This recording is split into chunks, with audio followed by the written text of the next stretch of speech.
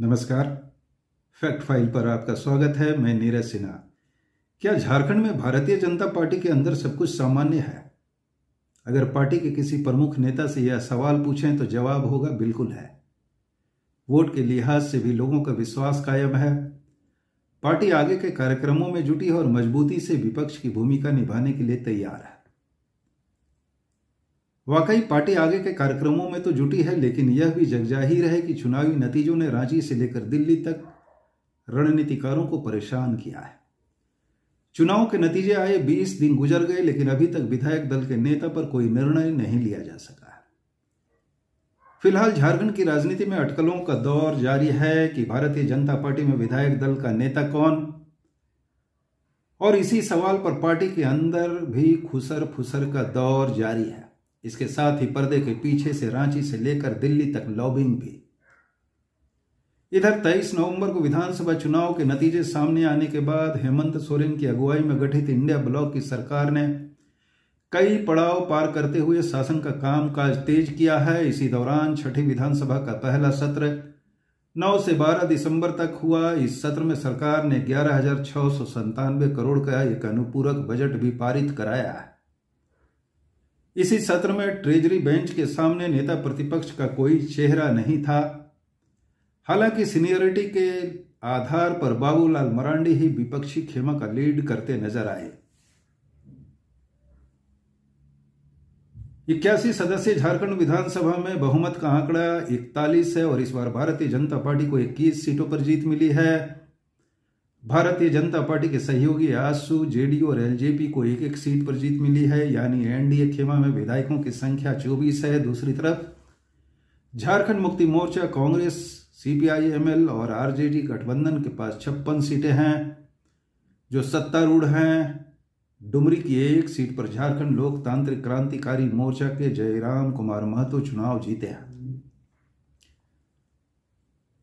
इस बीच सत्तारूढ़ दलों में कांग्रेस ने पोड़ियाहाट से अपने विधायक प्रदीप यादव को विधायक दल का नेता बनाया है। इससे पहले आरजेडी ने देवघर से विधायक सुरेश पासवान को विधायक दल का नेता बनाया था।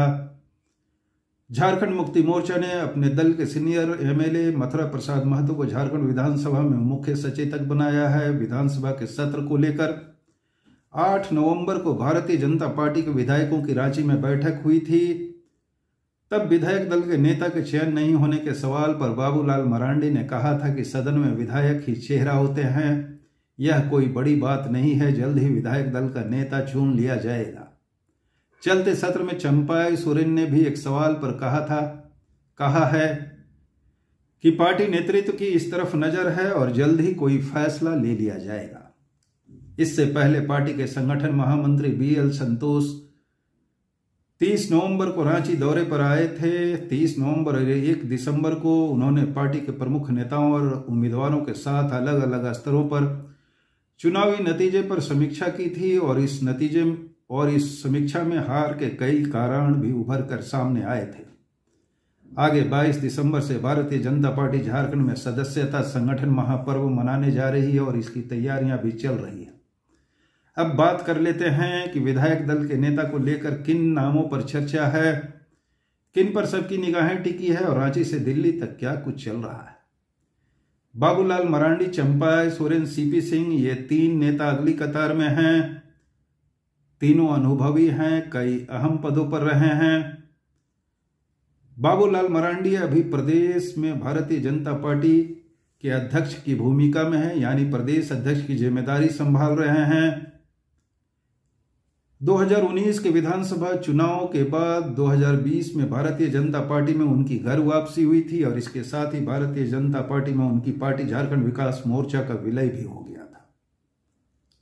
17 फरवरी 2020 को बाबूलाल मरांडी की भारतीय जनता पार्टी में वापसी के बाद 24 फरवरी 2020 को उन्हें विधायक दल का नेता बनाया गया था, लेकिन 3.5 साल तक विधानसभा में उन्हें इस पद का दर्जा नहीं मिला। दरअसल ट्रिब्यूनल में उनके खिलाफ दल बदल का मामला था। इस गतिरोध को देखते हुए पार्टी ने 31 जुलाई 2023 को उन्हें प्रदेश अध्यक्ष की जिम्मेदारी सौंपी और चंदन क्यारी से विधायक अमर कुमार बावरी को विधायक दल का नेता बनाया गया। 28 अक्टूबर 2023 को अमर कुमार बावरी को विधानसभा में नेता प्रतिपक्ष का दर्जा मिला। वैसे 2020 में घर वापसी के बाद बाबूलाल मरांडी लगातार पार्टी में सक्रिय रहे। उन्हें एक कुशल संगठक के तौर पर भी देखा जाता है। वे लगातार जिलों का दौरा करते रहे और प्रदेश अध्यक्ष की जिम्मेदारी मिलने के बाद उन्होंने मजबूती से मोर्चा संभाला। हालांकि 4 सालों की सक्रियता के बाद भी चुनावी मोर्चे पर बाबूलाल मरांडी की मुहिम बहुत सफल होती नहीं दिखी। 2019 के बाद राज्य में 7 विधानसभा सीटों पर उपचुनाव हुए। इनमें 5 पर भारतीय जनता पार्टी ने उम्मीदवार दिए थे और इन 5 सीटों पर भारतीय जनता पार्टी के उम्मीदवारों की हार हुई। इसी साल हुए लोकसभा चुनाव में भारतीय जनता पार्टी को राज्य में आदिवासियों के लिए रिजर्व सभी 5 सीटों पर हार का सामना करना पड़ा और अब विधानसभा चुनाव में भी पार्टी का बेहद निराशाजनक प्रदर्शन रहा है। प्रदेश अध्यक्ष का कार्यकाल 3 साल का होता है, लिहाजा बाबूलाल मरांडी का कार्यकाल अभी 2026 तक है और अगर पार्टी उन्हें विधायक दल का नेता बनाती है तब यह देखा जाना है कि प्रदेश अध्यक्ष की जिम्मेदारी किस चेहरे को पार्टी देगी। सीपी सिंह 7 टर्म से रांची के विधायक हैं, पहले विधानसभा के अध्यक्ष भी रहे हैं और सरकार में मंत्री भी। लंबा कार्य अनुभव है और इसी आधार पर विधायक दल के नेता के तौर पर उनका भी नाम सामने आ रहा है। हालांकि फैसला पार्टी को लेना है। आप जिस चंपई सोरेन की बात करते हैं वे सरायकेला से चुनाव जीते हैं, 6 टर्म के विधायक हैं, 6 महीने राज्य में मुख्यमंत्री भी रहे हैं। 30 अगस्त को झारखंड मुक्ति मोर्चा छोड़कर भारतीय जनता पार्टी में शामिल हुए थे। तब भारतीय जनता पार्टी को लगा था कि आदिवासियों का एक बड़ा चेहरा उन्हें मिल गया है और इस चुनाव में चंपाई सोरेन तुरुप का पत्ता साबित होंगे, लेकिन इस चुनाव में वैसा कुछ नहीं हुआ। चंपाई सोरेन का सिक्का नहीं चला। अकेले वह सरायकेला सीट से जीते। राज्य में आदिवासियों के लिए रिजर्व सीटों की संख्या 28 है और इन 28 में से 27 सीटों पर झारखंड मुक्ति मोर्चा और कांग्रेस की जीत हुई है।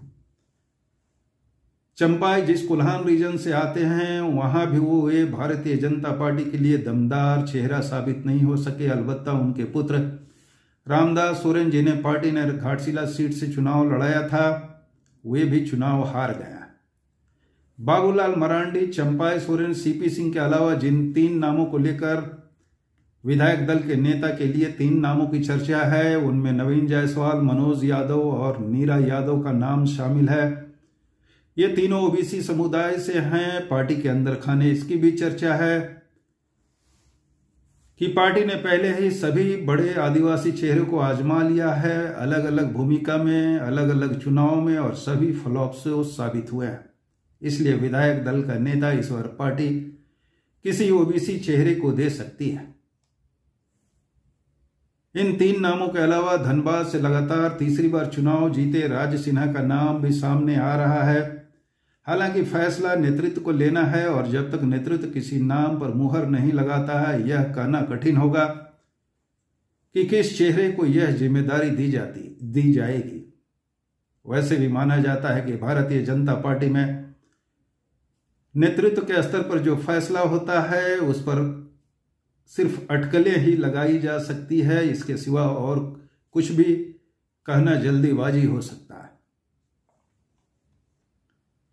आखिर उलझन में क्यों है पार्टी झारखंड में विधायक दल के नेता को लेकर? तो इसके पीछे की एक बड़ी वजह है कि राज्य में आदिवासियों के तमाम बड़े चेहरे को पार्टी ने पहले ही अहम पदों से नवाजा और चुनाव में भी आजमाया, लेकिन सभी फ्लॉप्सो साबित हुए। मसलन अर्जुन मुंडा 2019 में खूंटी से मामूली वोटों के अंतर से चुनाव जीते थे। उसके बाद केंद्र में उन्हें जनजातीय मामलों का मंत्री बनाया गया, लेकिन इस बार के लोकसभा चुनाव में उनकी करारी हार हुई। विधानसभा चुनाव तो नहीं लड़े, लेकिन उनकी पत्नी मीरा मुंडा को टिकट दिया गया था, वो भी चुनाव हार गए। इसी तरह पार्टी में राष्ट्रीय अनुसूचित जनजाति मोर्चा के अध्यक्ष समीर उरांव को पहले लोकसभा चुनाव लड़ाया गया, वे हार गए, और इस बार विधानसभा का चुनाव भी हार गया।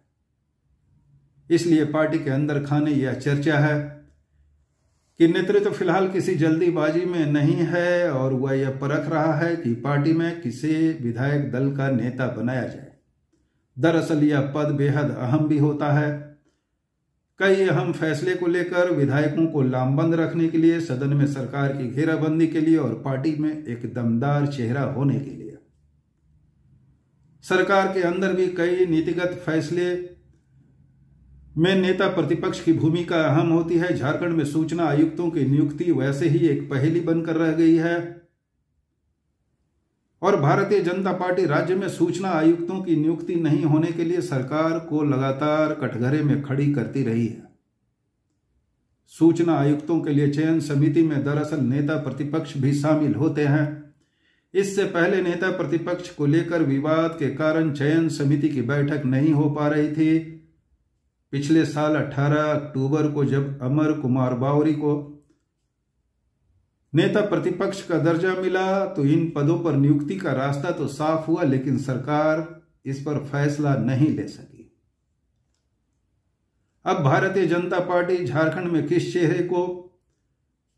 चेहरे पर विधायक दल के नेता की जिम्मेदारी किस चेहरे के हाथों में सौंपती है और कब तक सौंपती है, यह देखा जाना है। शुक्रिया, धन्यवाद।